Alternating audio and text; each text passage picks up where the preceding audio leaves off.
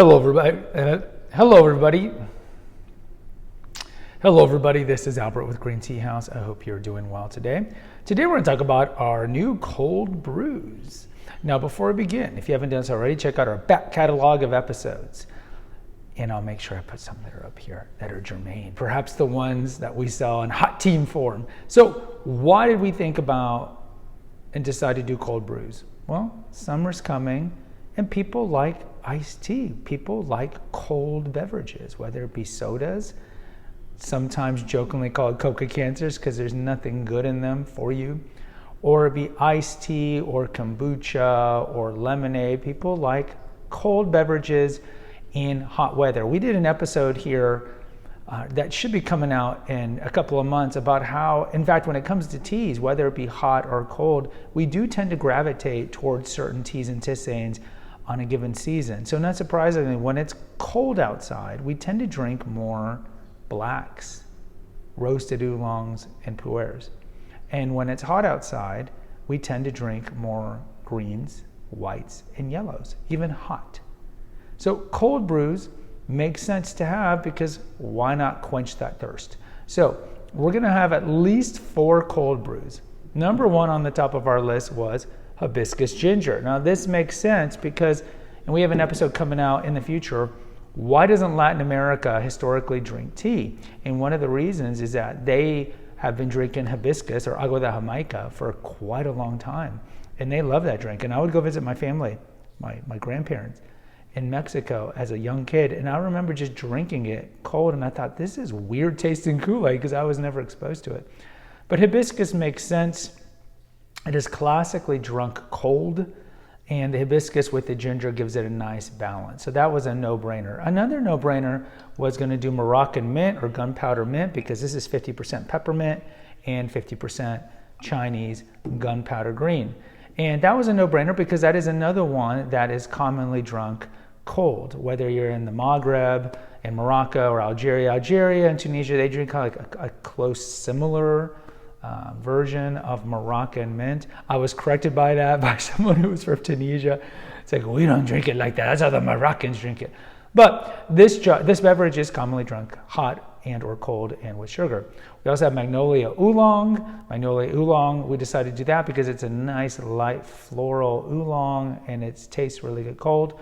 And then of course, we can have cold pressed teas without having the classic one, which is iced tea. So if you don't know, iced tea is black tea. And in fact, 80% of the export market of tea in the world is for iced tea. Iced tea is a humongous market. Now, it's not a humongous market necessarily in China or Thailand and places like that, but even though the majority of tea is harvested and cultivated in the Far East, the market of the West, whether it be Western Europe or North America, is insatiable. And so over here, we drink a lot of iced tea. So if you think of Arizona, you think of Snapple, you think of Lipton, you think of all the iced tea that you find at your supermarket, that's all black tea. Otherwise, so we decided to do an iced tea. So we're gonna do high quality. We're gonna go Ceylon silver-tipped black tea. And the reason we chose that one is because some black teas are better light and they're better cold. So the Darjeelings are another one that are really good iced because they're light blacks. I wouldn't necessarily recommend doing maybe an Assam or more of a robust black as an iced tea. Again, everyone has their own taste. Lapsa Sachong, which is a pine smoke black, I don't particularly think it's that good cold, but there's always going to be people who like anything cold. But typically when you look at iced tea, it's going to be kind of a light, fragrant, breezy black. And so Ceylon Silver-Tipped is one of the higher end teas that come out of Sri Lanka, formerly known as Ceylon. It's a historic tea, and we think this black tea definitely has that kind of refreshingness that you would find in a light black tea, and so that's where we're going to have that one. Now, in the future, we might have other cold pressed, cold brew teas, but these are the 4 that we're going to have for now. And so what we do is typically, and I think this is the way that cold brew tea should be, is that we do not steep or heat the leaves. We have an episode on how to do this at home. We don't boil the leaves and then let it cool. We just throw in the leaves in a pitcher and leave it overnight. And one of the benefits of doing this, whether it be from the Camellia sinensis plant or from a tisane or wherever you're going to get it from, especially from the Camellia sinensis plant, the tea plant, is that it lowers the caffeine, especially if you're doing it like with greens. It lowers the caffeine content, but it also makes the possible bitterness or astringency that you find classically in green tea, especially if you overheat it. But when you cold brew it, it makes it go away.